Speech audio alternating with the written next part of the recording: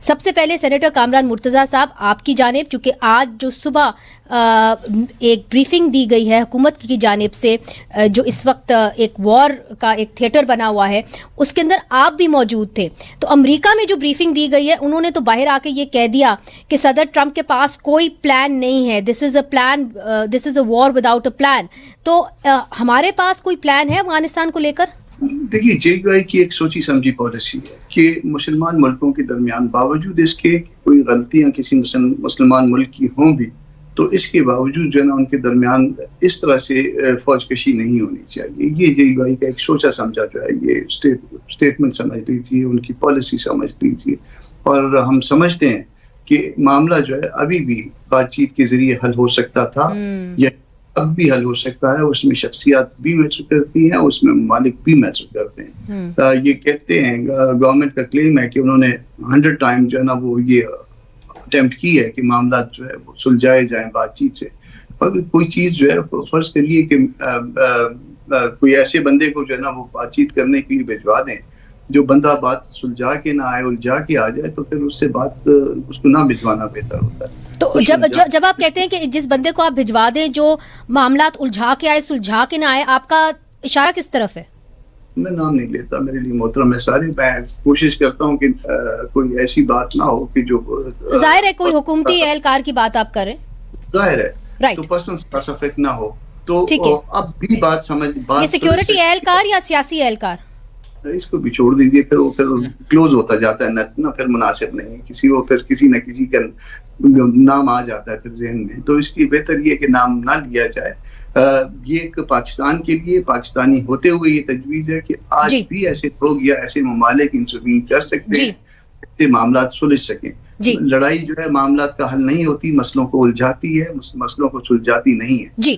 بھلے وہ ایران کی کسی اور ملک کے ساتھ ہو یا ہماری جو ہے پاکستان کے ساتھ، اس کا کوئی آسان بات چیت کا ہونا چاہیے. جی شفیع جہاں صاحب، آپ کی پارٹی نے شرکت نہیں کی. امریکہ میں ہم نے دیکھا کہ ڈیموکریٹس نے جو بریفنگ صدر ٹرمپ نے دی جنگ کے حوالے سے، اس کے اندر شرکت کی. پھر باہر آ کے انہوں نے ان کے اوپر زبردست تنقید بھی کی. آپ بھی اس طرح کر سکتے تھے، آپ جاتے، آپ ان کی ہیئرنگ سنتے، اور پھر آپ کے پاس اور مواد بھی ہوتا حکومت کو اوپر تنقید کرنے کا.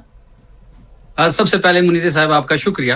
جہاں تک پاکستان تحریک انصاف کی شرکت کی بات ہے تو بات بڑی کلیئر ہے. کل ان کو پیغام دے دیا گیا تھا کہ ہم کسی بھی ایسی میٹنگ میں نہیں بیٹھ سکتے، کیونکہ اگر حکومت واقعی سنجیدہ ہوتی تو کل ٹیوزڈے تھا، ٹیوزڈے کے دن عمران خان صاحب کی ملاقات کا دن ہوتا ہے. عمران خان صاحب سے ملاقات ہونے دیتے. وہ پاکستان کے مقبول ترین رہنما ہے، سب سے بڑے سیاسی پارٹی کے لیڈر ہے، ان کی رہنمائی بڑی ضروری ہے. مگر کیا یہ ملاقات آپ کی کروا سکتے، چونکہ آپ تو کہتے ہیں کٹ پتلی ہیں؟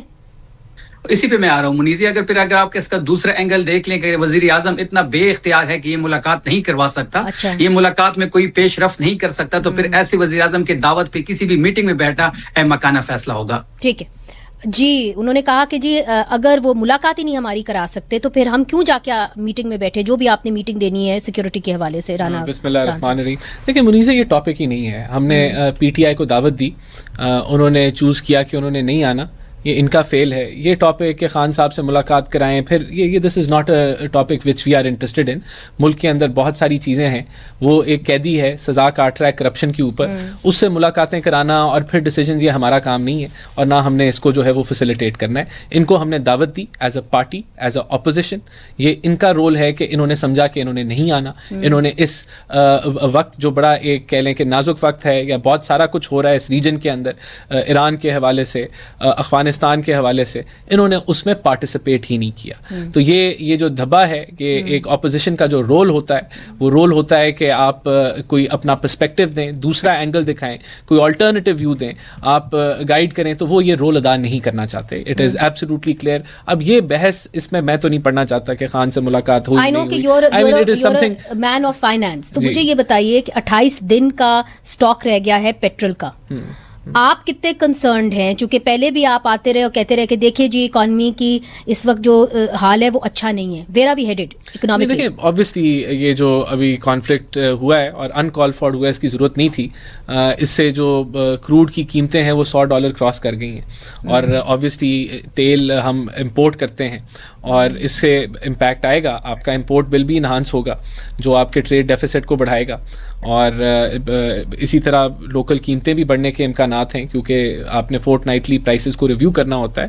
تو یہ وار خالی پاکستان کو نہیں دنیا بھر میں اس کے کانسیکوینسز ہیں اور بالکل ہماری معیشت کو بھی اس کا منفی اثرات پڑیں گے, لیکن انشاءاللہ حکومت ہر وہ اقدام لے گی کہ جس سے ایک عام آدمی کو جس حد تک پروٹیکٹ کیا جا سکا ہم کریں گے.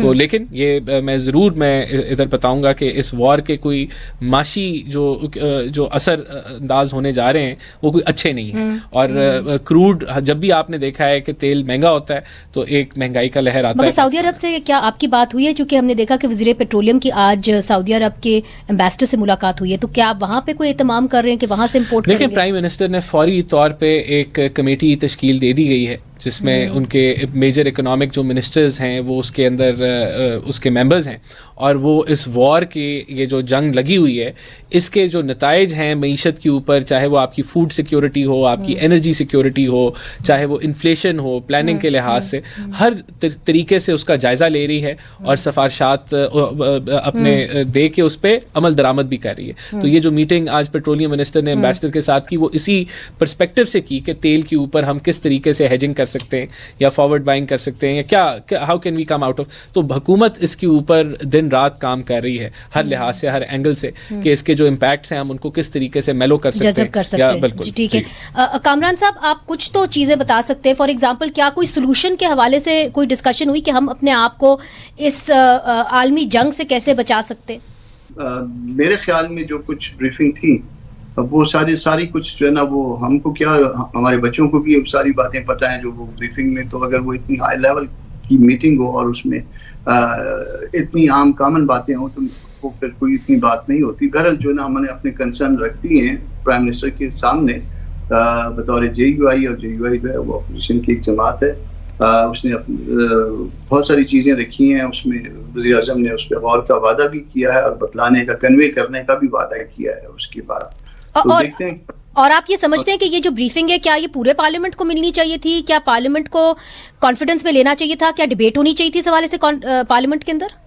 مولانا کی ڈیمانڈ یہ تھی, میں اس حد تک آپ کو ڈسکلوز کر دیتا ہوں کہ مولانا کی ڈیمانڈ یہی تھی کہ آپ ان کیمرہ جو ہے پارلیمنٹ کا یا دونوں کا الگ الگ ہاؤسز کا اجلاس بلوا لیجیے یا جوائنٹ سیٹنگ کر لیجیے اور اس میں جو ہے نا وہ ان کیمرہ کر دیجیے. تو اس میں ایسی بریفنگ ہونی چاہیے جس کے نتیجے میں انلائٹمنٹ ہو. اور ہمارا تو یہ بھی شاید کنسرن ہو کہ ہم کو مطلب سیکیورٹی سے متعلق جو ادارے ہیں وہ بھی جو ہے نا اس بارے میں آپ کو اپڈیٹ کریں.